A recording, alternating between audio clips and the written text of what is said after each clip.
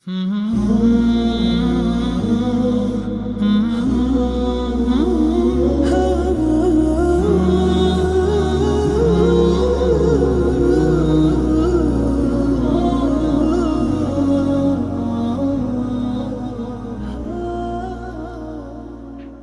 الله الرحمن الرحيم. الحمد لله رب العالمين، وأصلي وأسلم على سيد الأولين والآخرين نبينا محمد وعلى آله وأصحابه ومن اهتدى بهديه واستنى بسنته إلى يوم الدين. سبحانك لا علم لنا إلا ما علمتنا إنك أنت العليم الحكيم. اللهم إنا نسألك علما نافعا ورزقا طيبا وعملا متقبلا، آمين. أما بعد، إن شاء الله تعالى دزدكين بكتاب البيوع وغيرها من المعاملات. كتابي كرينو فروشتنو غيري بيوعيش غيري كرينو فروشتن لمعاملات ديكا وكو بكري دانو سلمو كفالو وكالو غيري أوانيش كدين إن شاء الله تعالى. پێشوی سینا وەکە خزمەت ئەوە کە ئەبوو شوجاع ڕەحمەتی خوای لێ بێ دێڵێ پێویستە دوو خاڵی گرنگ هەیە بیزانین.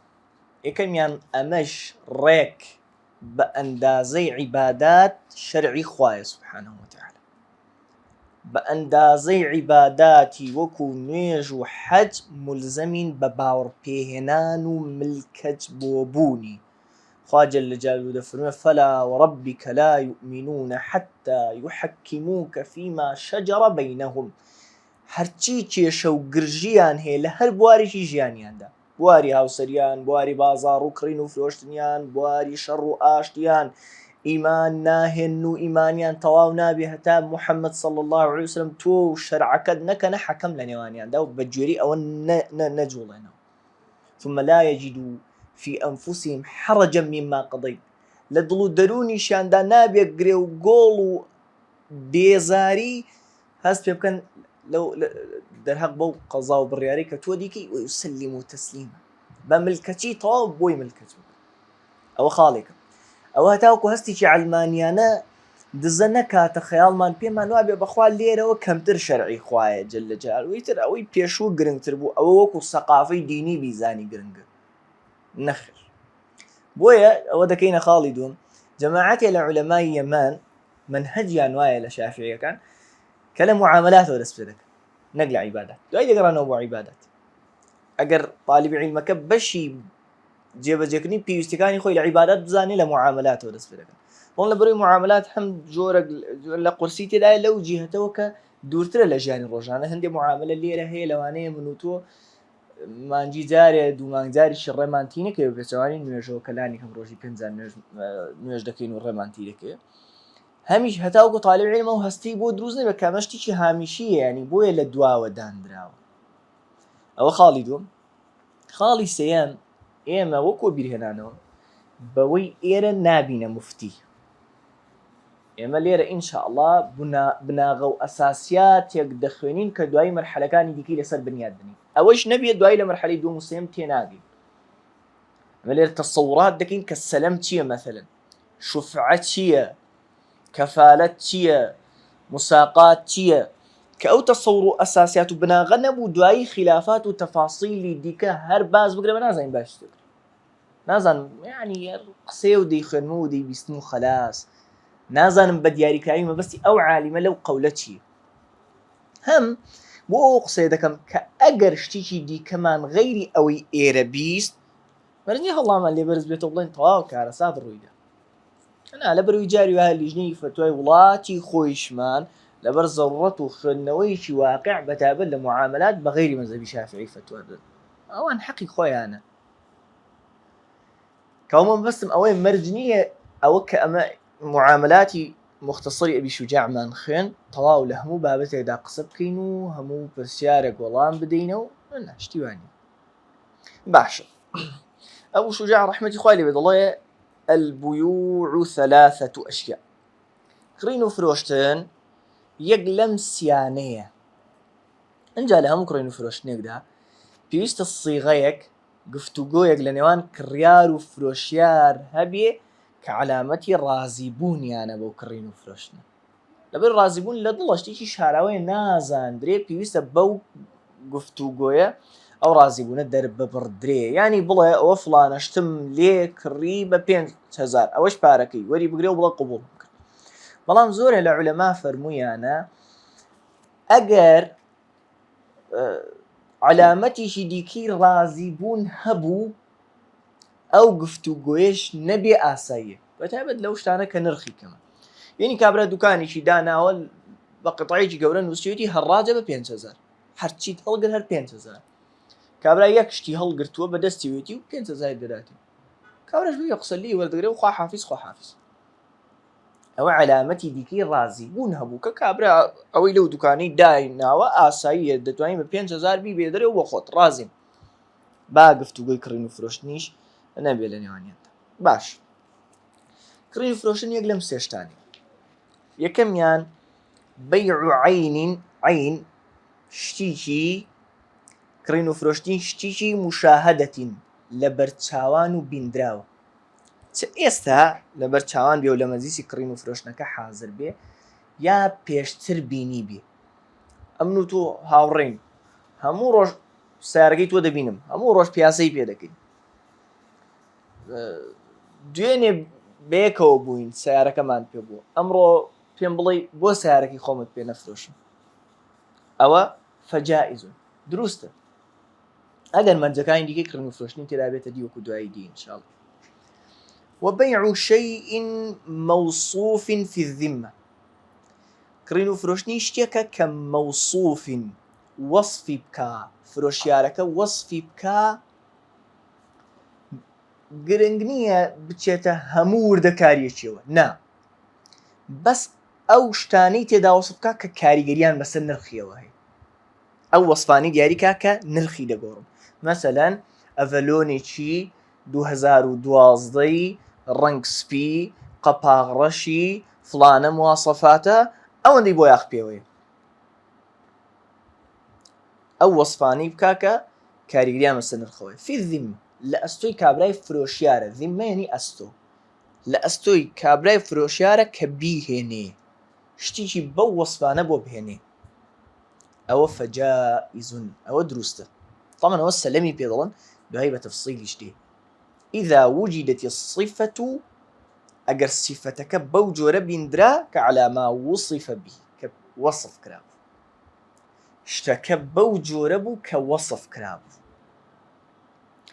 سێمیان وبيع عين غائبة لم تشاهد، فرۆشتنی شتێکی غائبە نادیارە لە مەجلیسەکە نیە و لەم توشاهد، نەش بیندراوە پێشتر.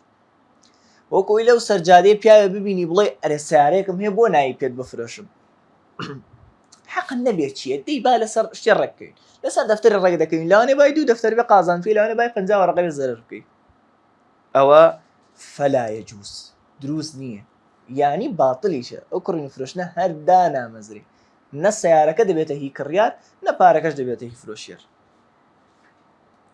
ئەنجا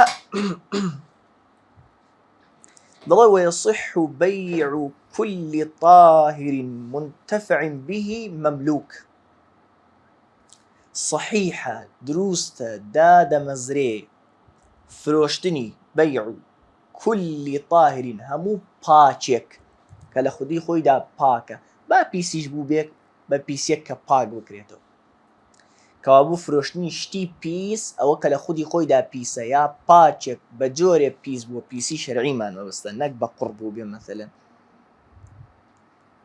شتی پیس کە پاک نەکرێتەوە فرۆشتنی دروست نییە، وەکو سەگ و پیسایی. منتەفع به، سوودی لێ وەربگیرێ ئێستا یا لە داهاتوودا، مەرج نییە هەر ئێستا ئەو لەحزەی سوودەکەی لێ وەربگیرێ. مەسەلەن جاران هێستر بەکاردەهێنرا بۆ بار لێبارکردن،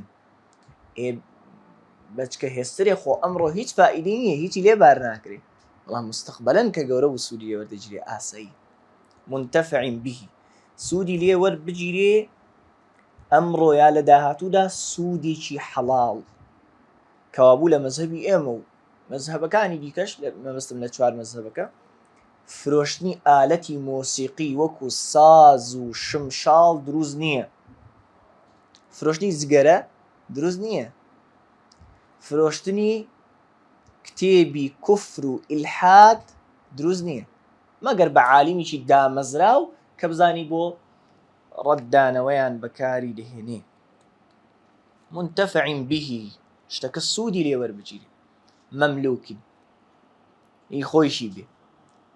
کەوابوو فرۆشتنی ماڵی یەکێکی دیکە دروست نییە مەگەر ئیزنت بدا، خۆی بڵێ بڕۆ بۆم بفرۆشە، یان بزانی بە دڵنیاییەوە بۆ کڕین و فرۆشتنە ڕازی دەبی. ینی من برایەکەم هەیە سیارەیەکی هەیە، دوێنێ شەو لە مەجلیس گوتی وەڵاهی ئەو سیارەیە مشتریەکی چاکی هەبووە دەمفرۆش، 100 وەرەقەیان پێ بدا بووە 100 دڵار ڕەگ دەمفرۆشت. ئەمڕۆ تۆ مشتریەکت بۆ پەیدا بووە دڵێ 115 وەرەقەی پێ دەدەم، برایەکەشت بەردەست نییە، ناتوانانی تەلەفۆنی بەجۆرە ناتوانانی زدی وەربی، بەڵام دڵنیای ئەو بۆ کڕین و فرۆشتنە ڕازی دەبی. ئاساییەوە ئاسایی. ئەنجا مڵکی خۆی بێ کەوابوو ناکەی شتێ بفرۆشرێ کە ناتوانم بیدەمە دەستی فرۆشیارەکە. یعنی من خۆم خانوویەکم هەیە لێم داگیر کراوە، بەڵێ هی منە بەڵام لێم داگیر کراوە، ناتوانم چین بیفرۆشم چونکە ناتوانم خانووەکە تەسلیمی فرۆشیارەکە بکەم. بەڵام ئەو شتە زۆر زۆر پرسیار دەکرێت لەو بابەت.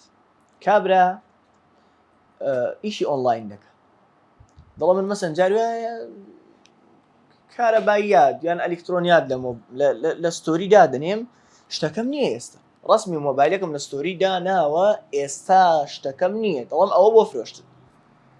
ئاساییە ئەگەر شتەکە لەو جۆرە شتانە بوو کە بە ئەگەری زۆرەوە لە بازاڕ دەست دەکەوێت، ئاساییە بە ئێستاش نیبی. ینی مۆبایلێکی هواوی نۆڤا 5 داناوە مەسەلەن لە ستۆری نیت، ئێستا و مۆبایلی نییە، بەڵام دڵنیایە بچێتە هەر دوکانێکی مۆبایل دەستی دەخا بۆی دەستەخ، ئاساییە بیفرۆشێ، معاملەکەش ببڕێنەوە، لەسەر سعرەکەش ڕێککەون و ئەو بچێ بۆی بکڕە و بیگەێنێتە دەستی. ئەوە ئاساییە لای زانانی مەزهبی ئەمە و والله أعلم، الله أعلم هەر چوار مەزهبیش. ئەگەر هاوشێوی هەبوو عادەتەن ئەو شتە لە بازاڕ دەست دەکەوت، نەک شتێکی دەگمەنە لەوانەیە هەر دەستی نەکەوێ ئەسڵەن نیشێتی و لە ئۆنلاین بیفرۆشێ. کەوابوو وەلا یەصح بەیع عەین نەجیسە، دروست نییە و دانامەزرێ فرۆشتنی شتێک کە لە خودی خۆیدا پیسە. ولا ما لا منفعة فيه، فرۆشتنی شتێکیش بە هەمان شێوە دروست نییە کە سوودی تێدا نییە، وەکو فرۆشتنی مێش و مەگەزە کە هیچ سوودی لێ نابیندرێ مەسەلەن، بەڵام ئەگەر سوودی لێ دەبیندرا، وەکو ئەمن کرمی زەروی پێ دەفرۆشم لە بەروی دکتۆرە بەکاری دەهێنێ بۆ قەزەی خوێنمژین و ئەوانە، یان دەرمان دروست دەکات لە ژەهری دووپشک، ئاساییە دووپشتی پێ بفرۆشم، بەڵام شتێک کە سوود نەگەیەنێ فرۆشتنی دروست نییە. اینجا لە مەزهبی ئێمە و لە مەزهبی جمهوری زانایانیش نابێ هیچ کام لە کڕیار و فرۆشیار منداڵ و شێت بن وەکو دواییدی. بەڵام لای حەنەفیەکان بەڕەحمەت بن دەفەرمون ئەگەر زانرا ئەو منداڵە ماڵە ئیزنیان داوە کە ئەو معاملێ بکە، ئاساییە. این کابرا دوکانی هەیە هەموو جار منداڵت دەنێرن، مەبەستمان لە منداڵ بالغ نەبووە، منداڵێک دەنێرن فڵان شتەمان بۆ بکڕن، هەزاریان داوەتە دەست و زاهیەکمان بۆ بێنە مەسەلە، دەزانێ ماڵی ئیزنیان داوە، جائیزە وەکو گوتمان. فەصڵ ئەنجا دێتە سەر باسی ریبا. باسی ریبا زۆر گرنگە، چونکە کەوتنە ناو ریبا تاوانێکی گەورەیە، ئینسانیش لە ناو موجتەمەعێکی موسڵمان گەورە ببێ و لە ناو زانایانی ئاینی گەورە ببێ و دەنجی پێیان ڕابگا و بتوانێت پرسیار بکا و خۆی فێر بکا، بە عوزری نەزانین وە ئاسان دەربازی نابێ، کەوابوو پێویستە لەسەرمان هەموومان خۆمان فێر بکەین. وەریبا تاوانێکە وەکو لە فەرموودی پێغەمبەر داهاتوە صلی الله عليه وسلم، موجتەمەع و وڵات و حەزارەت وێران دەکا و تووشی دەرد و بەڵای گەورەی دەکا. بۆیە ئەبوو شوجاع بەڕەحمەت بێ دەفەرموویە وەریبا، جارێ ریبا لە چدا هەیە؟ چونکە ریباش جینسی هەیە، چۆن زەکات لە هەموو شتێکدا نەبوو، وەنیە ئەجناسی زەکەوی هەبوو، ئەموالی زەکەوی هەبوو، ئەو ماڵانە هەبوون کە زەکاتیان تێدا بوو، غەیری ئەوە زەکاتیان تێدا نەبوو. ئاواش ریبا هەندێک جینسی هەیە، لە هەندێک شتی دیاریکراودا هەیە. لە چیدا هەیە لای ئێمە؟ في الذهب والفضة والمطعومات. زێڕ و زیو دەیانکەینە دوو بەش. زێڕ و زیو جا دراو بن وەکو جاران کە دینار و دیرهەم بوو، یان دراو نەبن وەکو ئەمڕۆ. هەم پارە و دراوی کاغەزی ئێستاش هەر ریبای تێدای وەکو زێڕ و زیوان. ئەوە بەرێکی، ئەوە لایەکی. والمطعومات هەرچی خواردنی بەشەرە. جا مای ژیان بێ وەکو دانەوێڵە گەنم و جۆ و برنج و ئاو، یان مای ژیان نەبێ وەکو سەوزەوات، یان بەس وەکو دەرمان و تامیش بێ وەکو خوێ و بیبەر و غەیری ئەوان. هەرچی بەشەر بیخوا وەکو ئەساس بیخوا وەکو ئەسڵ وەکو برنج، یا وەکو تام بیخوا وەکو خوێ و بیبەر، ریبای تێدا بە ئاویشەوە. ئەوە بەری دووەمیەتی. ئەمە دوو بەری ئەساسیمان هەیە، زێڕ و زیو و دراو لە بەرێک، لە بەرەکەی دیکە خواردەمەنیەکە. باش دەڵێ ولا يجوز بيع الذهب بالذهب. گۆڕینەوەی زێر بە زێر، فرۆشتنی زێر بە زێر، یعنی تو زێڕی بدەی ئەو پارە نەداتێ، نا زێڕت بداتێ. ولا الفضة كذلك، زیوش بە هەمان شێوە، زیو بە زیو، کڕیار زیو بدا و فرۆشیار زیوی بداتێ، دروست نییە إلا متماثلا نقدا، مەگەر متماثل بن، هاوێنە بن، 20 مسقال بە 20 مسقال، 100 بە 100. ئاگاتەنێ باسی زێر لەگەڵ خۆی دەکەین، زێر لەگەڵ زێر، زیو لەگەڵ زیو، مثلی یەکتری بن، هاوێنە یەکتری بن، با یەکیشیان لەوەی دیکە باشتر بێ، با یەکیشیان لەوەی دیکە باشتر بێ. إلا متماثلا، دەبێ هاوێنە یەکتر بن. و نەقدا، نەقد یعنی دەست بەدەست. ئەم زێڕەکەی خۆم تەسلیم کەم، تو زێڕەکەی خۆتم دی. ئی باشە چۆن لە یەکتری، باشە من 20 مسقالم هەیە و 15 هەیە، چۆن بە یەکتری پارە بەکاربێن؟ هەر زەرورن ئەتوە ئیشت بە 15 مسقالەکەی ئەوە، ئەویش ئیشی بە 20 مسقالەکەی تۆیە، نایگۆڕنەوە. ئەو بە پارە 20 مسقالەکە تۆ دەکڕێ، ئەتۆش بە پارە 15 مسقالەکە لەو دەکڕی. ئەمما زێر بە زێڕت کە گۆڕیەوە دەبێ وەکو یەک و دەست بەدەست بێ. هەم دروست نییە ئەنجا ئەگەر متماثل نەبوون، هاوێنە نەبوون، ئەو ریبای دروست دەبێ پێ بڵێن ریبای فەضل، ریبە الفەضل، ریبای زیادە. ئەگەر دەست بەدەستیش نەبوو، ئەو ریبایی دروست دەبێ پێ بڵێن ریبە النەسیئە، ریبای دواخستن. ولا بيع مبتاعه حتى يقبضه، دروستیش نییە فرۆشتنی شتێک کە ئیبتاعه یعنی کڕیویەتی، حتا ئەو کاتی یەقبضه دەکەوێتە دەستی، دەگاتە دەستی، با کڕی بێتی. قەبضیش هاتنە دەستیش بە چ دەزاندرێ؟ بەس چ مەسەڵەن سزام هاتە دەستم، ئەگەر شتەکە دەگوازرایەوە وەکو سەیارە، کە کابرا سەیارەکەی لە موڵکی کابرای فرۆشیار دەرکرد، قەبضەتەوە. سەیارەکەم خەلاص، ئەمن سەیارەم کڕیوە لە حەوشەی کابرای فرۆشیار هێنامە دەر، خەلاص ئەوە قەبضە و هاتە دەستی من و لە موڵکی کابرا گواستنەوە.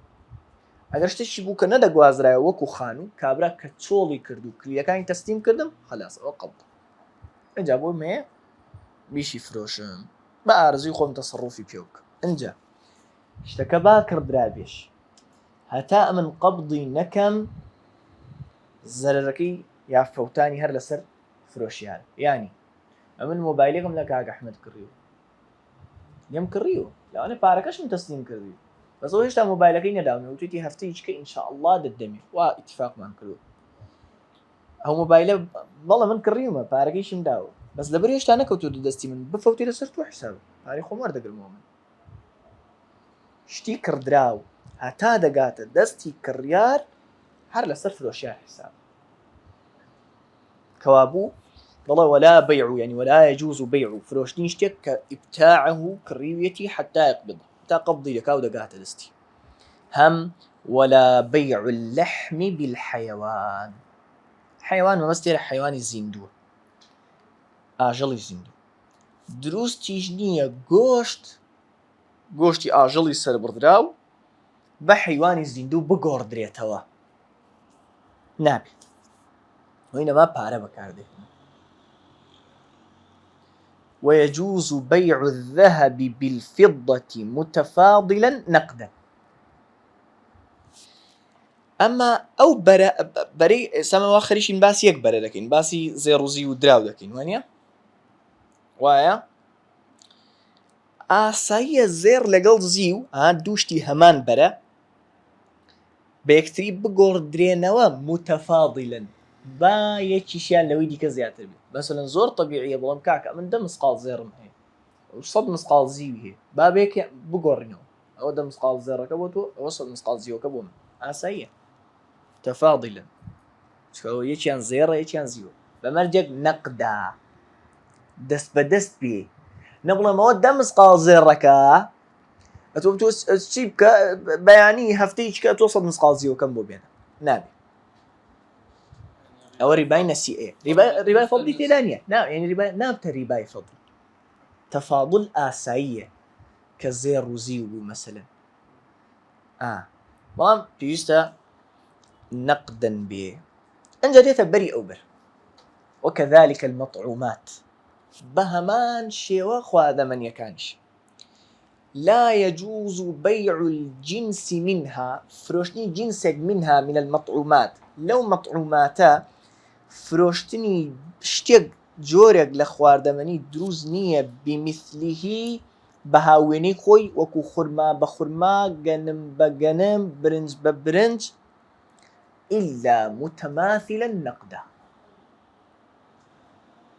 مەگەر مثل بمثل هاوێنە نەقدن دەست بەدەست یەکسەر ئاخر کاکە گەنمەکەی من باشترە لە گەنمەکەی ئەو یعنی چیلۆیەکی گەنمەکەی من 2 چیلۆی گەنمەکەی ئەو دەهێنێ ئێمەی گۆڕنەوە پارە بەکاربێنن لەو نێوانە ئەو باو چیلۆ گەنمت مەسەلەن بە 10,000 لێ بکڕێ کە پارەکەی دایی فەرموو ئەوەش 10,000 دەبارک نەبێ 2 چیلۆ گەنمەکەی خۆتت لێ وە نەقدا دەست بە دەستیش بێت کە خواردن بە یەکتری گۆڕدرایەوە بەڵام ويجوز بيع الجنس منها بغيره جنسك لە خواردەمەنیش جۆرە لە خواردەمەنی بە جۆرەشی دیکە بگۆڕدرێتەوە ئاساییە متەفاضلا ما یەکیان لە دیکە زیاتر یعنی گۆڕینەوەی 4 چیلۆ گەنم بە 8 چیلۆ جۆ شکال نین بەمەرجێ نەقدا بەمەرجێ دەست بە دەست بی کەوا بوو وتمان دوو بەرێ فرۆشتنی هەر شتێ لەو دوو بەرەیە بەخۆی گۆڕینەوەی بەخۆی وەکو زێر بە زێر یا گەنم بە گەنم پێویستە بە ئەندازەی یەک و دەست بە دەستیش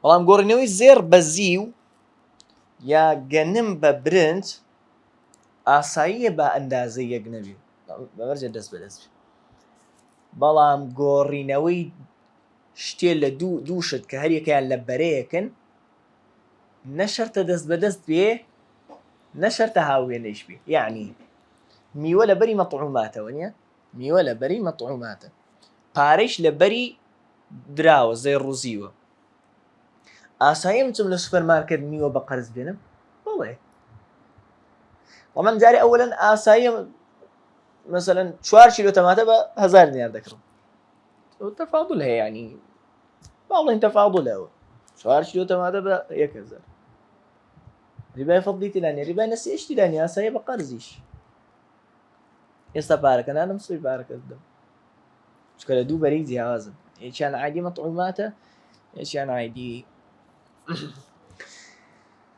دراو زێڕ و زیوە. اینجا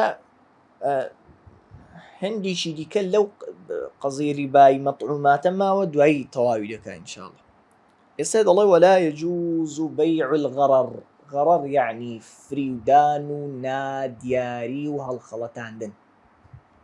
هەر کڕین و فرۆشتنی ئەوەی تێدا بێ جائیز نییە.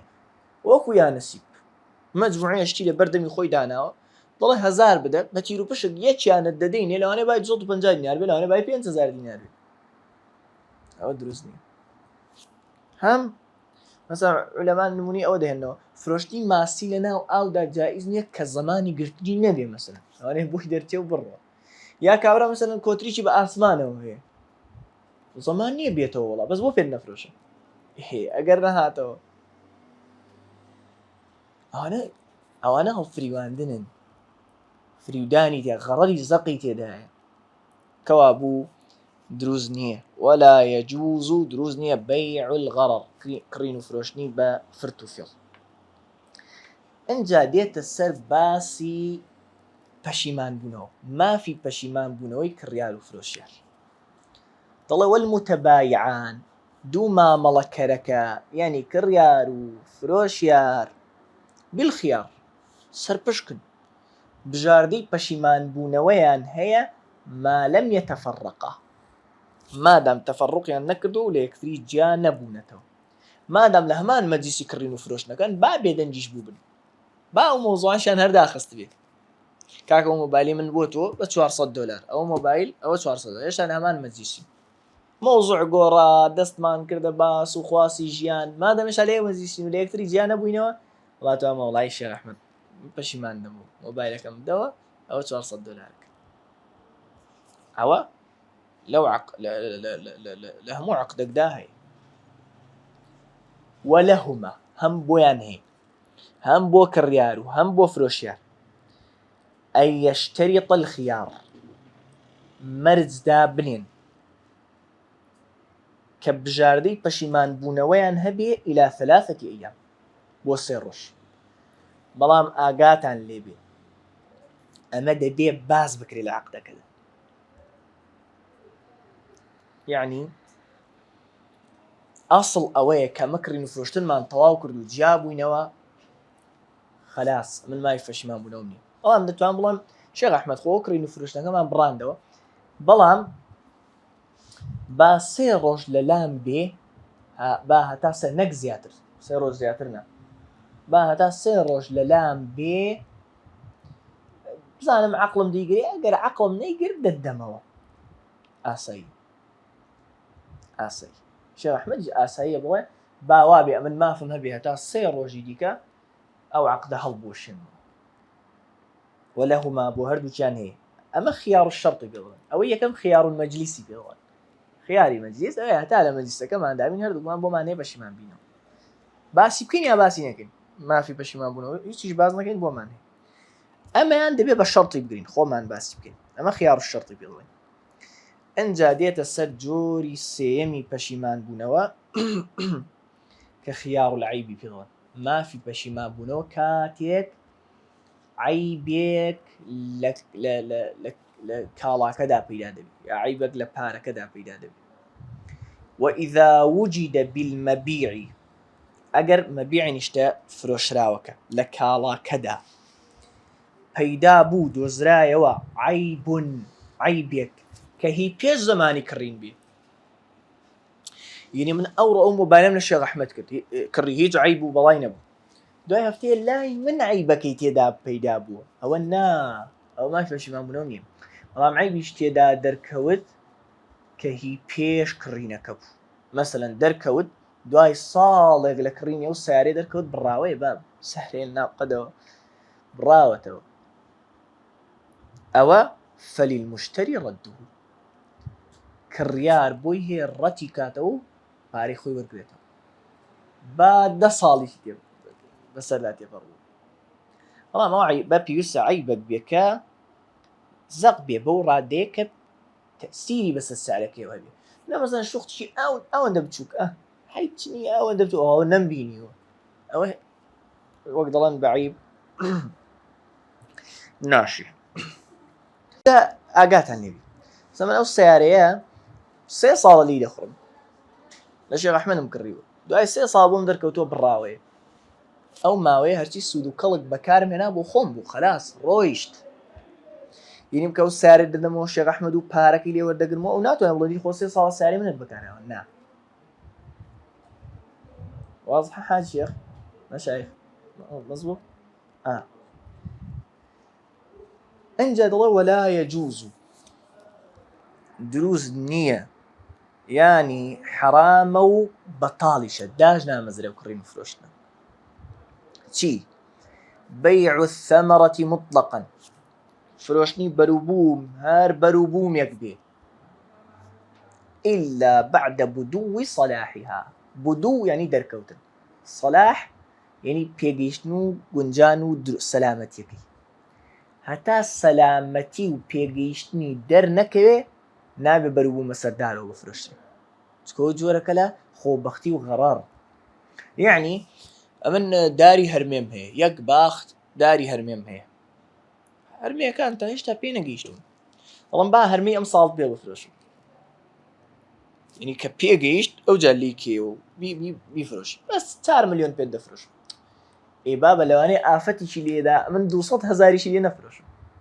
لەوانەشە 60 دەرچێ بای 8 ملیۆنی لێ دەفرۆشم ئەوە نابێ کاتی ئەو هەرمەیە دەفرۆشم کە تەواو لە خەم دەرچوو پێگەیشتنەکەی دەرکەوتی بێ بەچی پێگەیشتن دەردەکەوێت ئەو شتانەی ڕەنجیان دەگۆڕێ زۆر نیوە وردە و ڕەنجی کۆتایی وەردەگرێت اینجا وەکو هەڵوژە مەسەلەن وردەوە کە ڕەنجی ئەسڵی خۆی وەرگرت ئەوە علامەتی بدووی سەلاحیەتی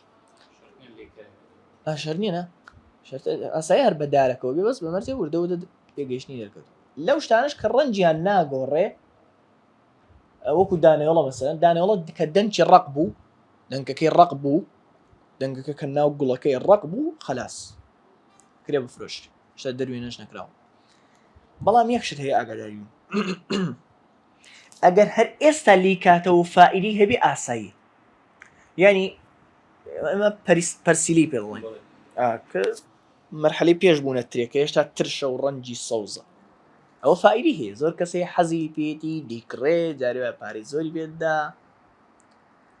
ئاسایی ئەمن پەرسیلت پێ بفرۆشم ئێستا بۆ خۆت لیکێوە بەس ئاسایی نییە ئێستا پێ بفرۆشم بۆ ئەوی کە بووە ترێ لیکێوە چکە خوازانە ترێ چۆن دەبێت بەڵام ئێستا و پەرسیلێ پێم بفرۆشە هەرچەند هێشتا پێ نەگەیشتووە بەڵام فایدەیە منیشم پێێتی لی دەکەم ئێستا جائیزەوە شکال نییە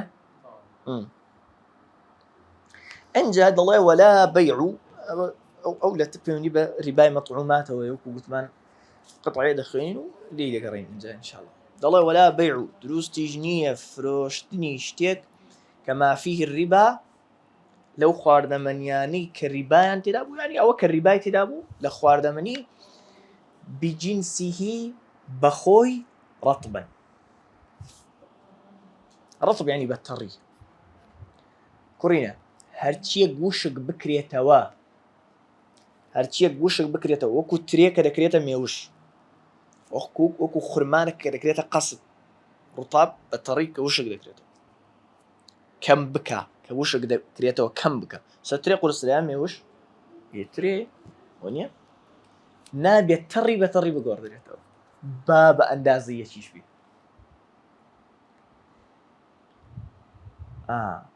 یعنی وشک ناگرێتەوە ئاساییە بەڵێ 2 کیلۆ گەنم بە 2 کیلۆ گەنم خلاص دەست بەدەست وەکو یەکن دەست بەدەست خلاص بەڵام 2 کیلۆ ترێ بە 2 کیلۆ ترێ نافرۆشرێ ناگۆڕدرێتەوە چونکە وشک دەکرێتەوە کەوابوو هەرچێک وشک بکرێتەوە تەڕ بە تەڕی نافرۆشرێ وشک بە تەڕێکی نافرۆشرێ کەوابوو مێوژ و ترێ پێک ناگۆڕدرێنەوە تەڕ بە وشتیش بەڵام وشک بە وشک ئاساییە وەکو مێوش بە مێوش ئاسایی 2 کیلۆ مێوش بە 2 کیلۆ مێوش دەگۆڕینەوە خلاص باش ئێستا پرسیارە بکەم گۆڕینەوەی 5 کیلۆ زەیتون بە 5 کیلۆ زەیتون دەست بەدەست حکمی چییە؟ زەیتون وشک ناکرێتەوە کابوو مادام وەکو یەکە و دەست بەدەستە ئیشکالی نییە. دەڵێ ئیلە لەبەن شیر و ماست نەبێ. مەبەستی ئەوەیە یعنی گۆڕینەوەی شیر بە شیر ماست بە ماست جائیزە.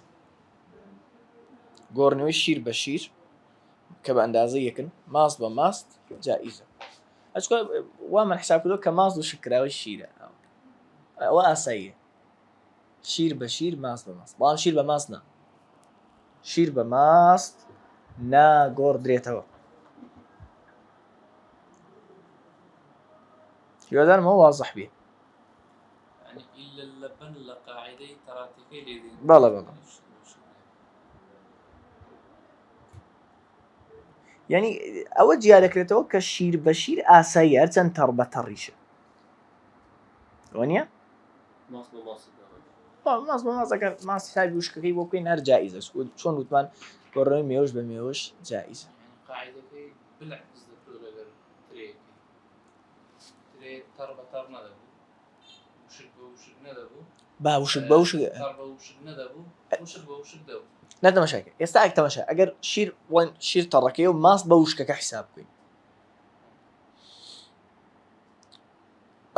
وشک بە وشک دەگۆڕدرایەوە ئێرەش وشک بە وشک دەگۆڕێتەوە ماست بە ماست. تەڕ بە وشک نەدەبوو وەکو ترێ و مێوەش ئێرەش تەڕ بە وشک نابی وەکو شیر و ماست. بەس فەرقەکە لێرە ئەوەیە لەوێ تەڕ بە تەڕ نەدەبوو وەکو ترێ بە ترێ لێرە تەڕ بە تەڕ دەبی کە شیر بە شیرە. خلاص باش بارك الله فيكم الحمد لله رب العالمين.